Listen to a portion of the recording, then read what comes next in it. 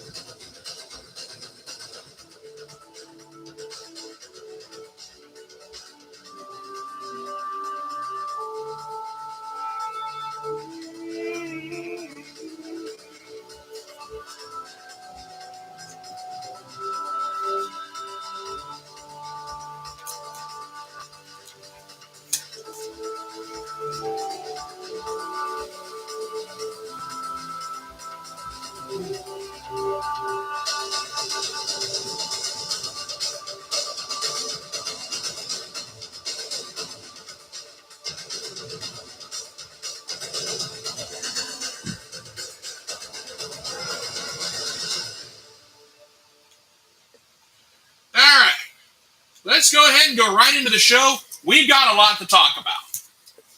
We started out on the West Coast. The Los Angeles Dodgers took 3 out of 4 from the San Diego Padres. The Padres pitching was a nightmare in this 4-game set. Now, I'm going to address that here in a minute.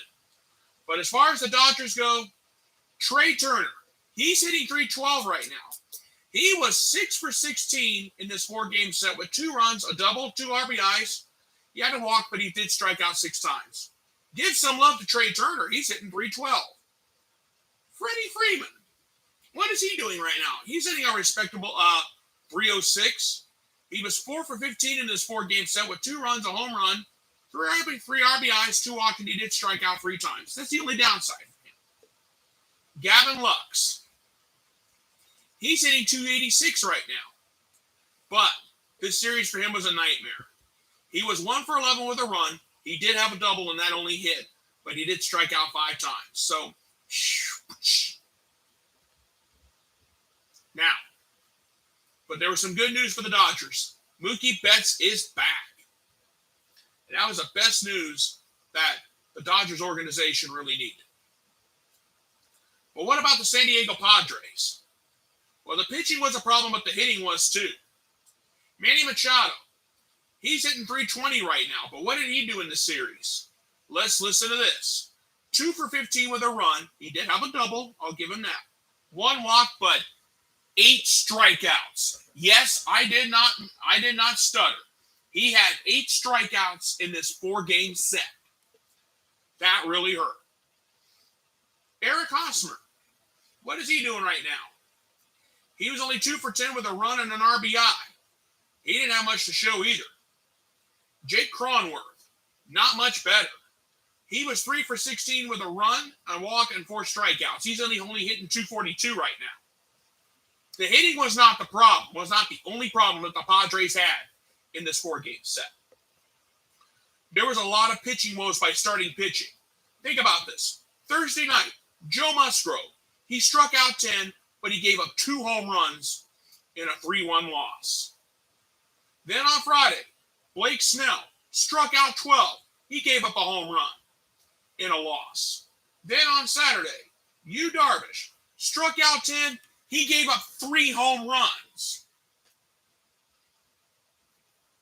The Padres hitting and the pitching both were very poor, especially the starters. Musgrove, Snell, Darvish, they could have done much better than this. I'm sorry. But if you do want pitching performances, I got 2 of them for the Los Angeles Dodgers. Tony Gonsolin, in the first game of the series, he pitched 7 2/3, gave up 4 hits, 1 home run, and he struck out 8. This guy has a 10-0 record with a 1.54 ERA. Is he a competitor for the Cy Young? I say yes. Tyler Anderson. He pitched six and a third solid innings, gave up 6 hits, 1 earned run, walked 2, and he struck out 6. He has a 9-1 record with a 3.09 ERA. Give him some love. And Craig Kimbrough. Yes, he picked up his 14th save of the year, but he got his third blown save of the year. And right now, he has a 4.78 ERA. Not quite the performance that we wanted on Sunday from Kimbrough. Now, the Dodgers take 3 or 4 from the Padres. The Padres have got to answer the bell, and they got to play better if they want to even be considered for a shot at the National League West. The Dodgers just keep winning, baby, and that's all that matters. All right, let's move on. The Philadelphia Phillies took 2 out of 3 from the St. Louis Cardinals, despite no Bryce Harper. All of a sudden now, the Phillies are red hot at the most correct time. But let's talk about what in the world went wrong, or what went right and wrong for both teams. Paul Goldschmidt for the Cardinals. This guy's hitting .341 right now. But in this three-game set, he was 4 for 12. He did have 2 doubles in this series, but he did strike out 3 times. He's hitting .341. Nolan Arenado. This guy was super. He hit for the cycle on Friday in a losing effort. And then he had 2 big home runs on Saturday when the Cardinals hit 4 home runs on a row against the Phillies in the first inning. Think about that. Arenado, he's hitting .290, but for this 3-game set, he was 7 for 12 with a double, a triple, 3 home runs, 6 RBIs, and only 1 strikeout. Very nice. Brendan Donovan, one of the new Cardinals, one of the rookies. He was only 1 for 12 with 3 walks, 3 strikeouts. Nothing to brag about here. And Tommy Edman, he's hitting .270 right now. He was only 3 for 12 with a walk, and he struck out twice. So it was Nolan Arenado that really did the damage. Goldschmidt did have 2 doubles in the series, yes, but he struck out 3 times. Arenado hit for the cycle. It hit 3 home runs altogether. But let's think about the Philadelphia Phillies for a minute. The Phillies did take 2 out of 3 without Bryce Harper. How did they do it? Adam Bone. In this 3-game set, he was only 3 of 9 with 2 runs. He had a triple in the series, and he did strike out twice. Rhys Hoskins. He was 4 for 9 in this 3-game set. He didn't play the whole series, to be fair. But he did have 3 runs, a double, 2 home runs, 3 RBIs. He did have 4 walks, and he only struck out twice. Nick Castellanos. 3 for 13 with a run, 2 RBIs, and he did strike out twice. Let's see. Adam Bone's hitting .265 right now. Rhys Hoskins is hitting .257. Nick Castellanos is hitting a respectable .248. Don't take the Phillies lightly. And JT Realmuto. He didn't play the whole series either.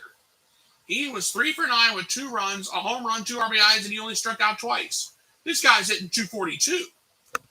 But if you're looking for the pitching performance in this 3-game set, you don't have to look very far at all. Look back at the game on Sunday Night Baseball tonight. Zach Wheeler, an excellent performance. He pitched 7 solid innings, gave up 4 hits, 1 walk, 5 strikeouts. This guy's 7-4 with a 2.66 ERA. The Cardinals lost 2 out of 3 against the Phillies on the road. But if you think it's going to get any easier for the Cardinals, I hate to say it, St. Louis fans, it's going to get more difficult. Here's why. Tomorrow, on the 4th of July, the Cardinals start a very important 4-game set against the Atlanta Braves. The Braves are 3.5 games back of the New York Mets in the NL East. The Cardinals are 2 games back of the Milwaukee Brewers in the National League Central. So this is a very, very important week coming up for both ball clubs. And I've already got the starting pitching matchups already, and I'm going to announce those right now. On Monday, on the 4th of July, it's going to be a big one. For the St. Louis Cardinals, the Cardinals are going to be sending Dakota Hudson to the mound. He has a 6-4 record with a 3.83 ERA, 44 strikeouts to his credit. And who will Hudson be facing on Monday on the 4th of July? You guessed it. For the Atlanta Braves, Kyle Wright. He has a 9-4 record with a 3.03 ERA and 96 strikeouts to his credit. This is going to be one of the most interesting matchups of this whole 4-game set. Then on Tuesday, Andre Pallinetti. I don't know how you pronounce his last name, but it's Andre Pallinetti. If I mispronounce it, I apologize. But anyway, he has a 2-3 record with a 2.10 ERA and 33 strikeouts to his credit. And who will the Atlanta Braves be sending to the mound? Ian Anderson. He has a 6-5 record, but he has an ERA of 5.31. Yikes. And he does have 66 strikeouts to his credit. I'll give him that. Then the Wednesday night game on ESPN. And here's the Wednesday night matchup. Miles Mikolas. He has a 5-6 record with a 2.61 ERA and 79 strikeouts to his credit. And who are the Braves sending to the mound on Wednesday night? Max Fried. He has an 8-2 record with a 2.66 ERA, 96 strikeouts to his credit. And then on Thursday, to close out the series, the Cardinals will be sending Matthew Liberatore. He has a 2-1 record with a 5.66 ERA and 18 strikeouts to his credit. And who will the Braves be sending to the mound? Spencer Strider. He has a 4-2 record with a 2.87 ERA and 90 strikeouts to his credit. Those are the pitching matchups for this week. The ones on Monday and Wednesday are the ones that got my attention. Hudson versus Wright, Mikolas versus Fried. Those are going to be your two pitching matchups during this 4-game set. And if you want to tail the tape in the hitting department, I've got that for you too. Paul Goldschmidt, he's hitting 341, like I said. Brendan Donovan, he's hitting 296. Nolan Arenado, he's hitting 290. Tommy Edman, he's hitting 270. That's the St. Louis Cardinals. Now for the Atlanta Braves. Dansby Swanson, he's hitting 301. Austin Riley, he's hitting 266. Matt Olson, he's hitting 248. Marcell Ozuna, he's hitting 227. When it comes to the hitting, advantage St. Louis. But when it comes to the pitching, I got to call it a toss-up. We'll see what happens in this 4-game set. If the Cardinals can get a 4-game sweep or take 3 out of 4 from the Braves at Turner Field, that would really go a long way. And that's just something to think about, too. Because right now, the Braves have 4 against the Cardinals. The New York Mets have 3 against the Cincinnati Reds coming up this week. And as you know, the Cardinals face the Braves. They got a 4-game set. But the Milwaukee Brewers have 3 against the Chicago Cubs. Anything can happen during this week. The Cardinals have got to take 3 out of 4 in Atlanta and hope the Brewers falter. That's the only, because right now, the Cardinals are 2 games back of the Milwaukee Brewers in the battle for the National League Central. And as far as the National League East goes, the Atlanta Braves have to go for the sweep. They almost have to go for the sweep of the St. Louis Cardinals and hope the Mets go sour against the Cincinnati Reds. That's the only way I look at it. It's all pointing to this 4-game set. The battle for the division points to St. Louis and Atlanta. But anything can happen. I've seen it before. I've seen it too many times. But you think the National League East and the National League Central only has the only battle for the division going on right now? You're dead wrong. The American League Central, the Cleveland Guardians are still 2 games back. The Guardians have a 4-game set against the Detroit Tigers starting tomorrow. A very important 4-game set. And the Minnesota Twins have 3 against the Chicago White Sox. If the Guardians can take 3 out of 4 in Detroit or go for the sweep and the Twins falter, we could be talking about a whole new battle in the American League Central. And if you want to think about the Guardians lost 2 out of 3 against the New York Yankees at home. But I want to talk about today's game. The Guardians beat the Yankees 2-0. A 2-0 shutout. The first time ever Cleveland has ever shut out the Yankees, and it was a big one. Tristan McKenzie pitched 7 solid innings, gave up 1 hit, walked 1, and struck out 7. This guy has a 5-6 record with a 3.71 ERA. But the loss today goes to Jordan Montgomery. This guy, he pitched 5 innings, gave up 3 hits, 1 home run, and then 1 earned run, walked 3, and struck out 6. Montgomery now has a 3-2 record with a 3.19 ERA. And Emmanuel Clays recorded his 19th save of the season today, and he also has a 1.31 ERA.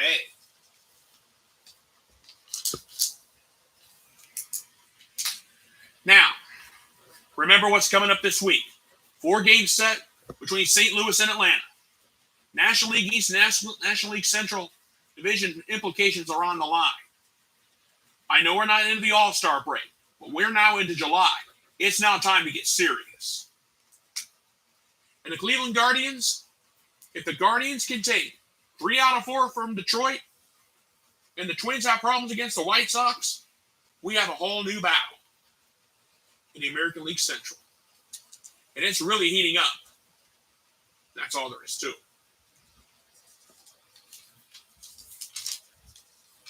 All right. Let's talk some motor racing. The NASCAR Cup Series was at the Road America Sports Car Course in beautiful Elkhart Lake, Wisconsin on this Sunday afternoon. And what an eventful and great race it was. Tyler Reddick, after all those times of trying to get his first career win, he got it today. When he did a bump and run on Chase Elliott with about 15 laps to go. That was the most beautiful moment of the race. Chase Elliott came home second. Nice run for him. Kyle Larson came home third. 2-time winner this year, Ross Chastain, was fourth. Daniel Suarez, who won at Sonoma a couple weeks ago, finished fifth. Chris Buescher finished sixth. Daytona 500 champion Austin Cindric came home seventh. 2021 Daytona 500 champion Michael McDowell was eighth. A.J. Allmendinger was ninth. Kevin Harvick is 10th. Now what's next? We go from the beautiful windy back roads of Road America in Elkhart Lake to the fastest mile-and-a-half racetrack in all of auto racing for the NASCAR Cup Series. As we go to Atlanta, and that's a 3 o'clock start next Sunday on the USA Network. Great race today at Road America. And they go to Atlanta next week. Now, the IndyCar Series was at the beautiful Mid-Ohio Sports Car Course on this Sunday. Pato O'Ward started on the pole. He was trying to start a string of being the 4th straight pole sitter to win at Mid-Ohio. It didn't happen as he had mechanical problems. But it was a great race no matter what. Scott McLaughlin, driving for the Penske team, came home the winner. Alex Palou finished second. Will Power, a nice run for him, finishing third.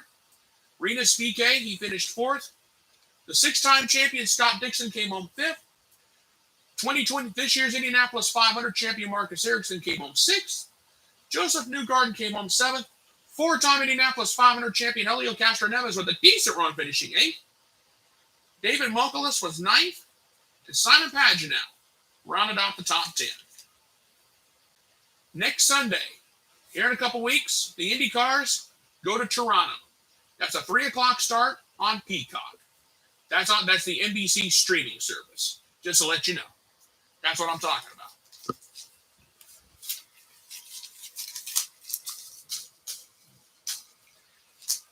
And now, ladies and gentlemen, I want to talk about something else. NBA free agency. Kevin Durant has not decided where he's going to go. Durant, all we know is he wants out of Brooklyn. And I can understand where he feels. But just make sure Durant doesn't go to the Lakers. That's all I'm asking. When I talked about the Durant situation on Friday, the Miami Heat and somebody else, I don't remember who it was. I'm not going to worry about it. The Miami Heat and someone else said they want Durant. But the question is, can you pay 4 years, $200 million? That remains to be seen. And I've always said this. Kevin Durant, I'm not sure if anybody would take you, man. Last year, you only played 55 games because of an MCL injury. Everybody needs to understand where Durant is coming from. But I understand, I think Nets Nation, the Brooklyn Nets, are thinking, why in the world would he want to leave? But think about the Brooklyn Nets for a second. Last year, they were a 7 seed. They had to survive a play-in just to get into the playoffs. They got swept by the eventual NBA East champion Boston Celtics in the first round. So I understand Durant's frustration.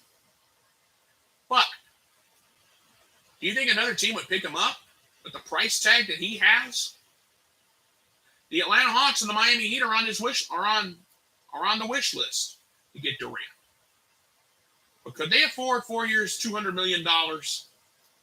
We will have to wait and see how that goes. Free agency in the NBA is still hot and heavy.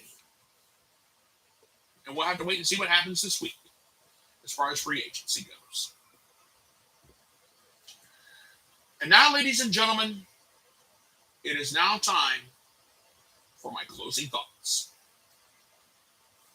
I talked about this on Friday, but I want to talk about it a little bit more. The landscape of college football is changing. USC and UCLA joining the Big Ten Conference. If you want to put a map of the Big Ten Conference, you're going to have to put up the whole United States of America because you got USC, UCLA coming to join the Big Ten. But the Big Ten may not be done expanding. So where does that leave the Pac-12 with USC and UCLA leaving here in about a couple of years? Where does that put them? Where does that put the Pac-12? They could consider Boise State and San Diego State as possible replacements. Or the Pac-12 could go kaput. And here's what I'm talking about. The Pac-12 could be no more. Because with USC and UCLA leaving, that gives Oregon and Washington more incentives to leave now. But where does that put teams like Stanford, Utah, Colorado? Could they join the Mountain West or could they join the Big 12?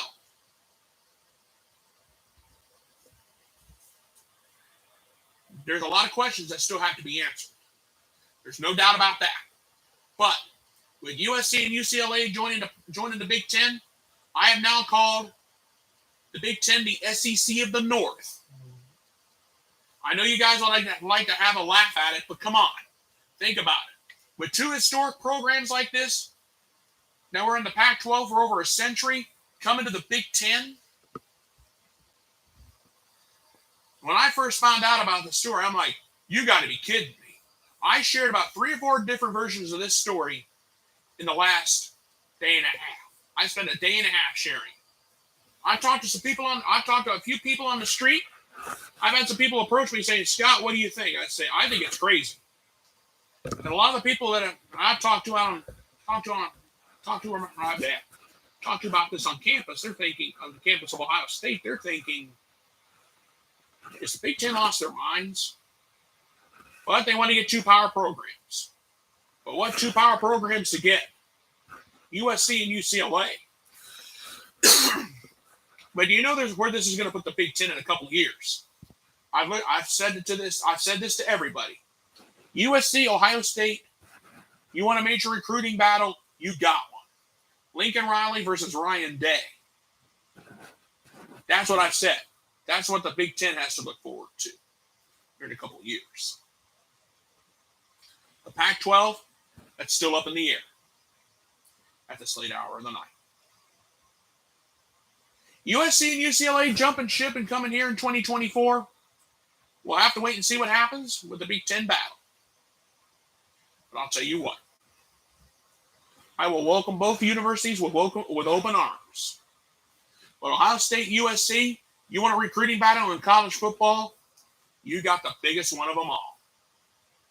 Lincoln Riley versus Ryan Day. We'll see what happens in the Big Ten here in a couple of years. That's still a ways down the road. But I just wanted to give you my side of the story here on this night. Okay, folks, I'm going to go ahead and get on out of here. I want to thank you guys so much for being with me here on this night. Please go ahead and subscribe to my YouTube channel. My name is Scott Manning. All you have to do is type my name, scroll down, look for this pretty face, click subscribe, and you will see all of the sports shows I have done so far.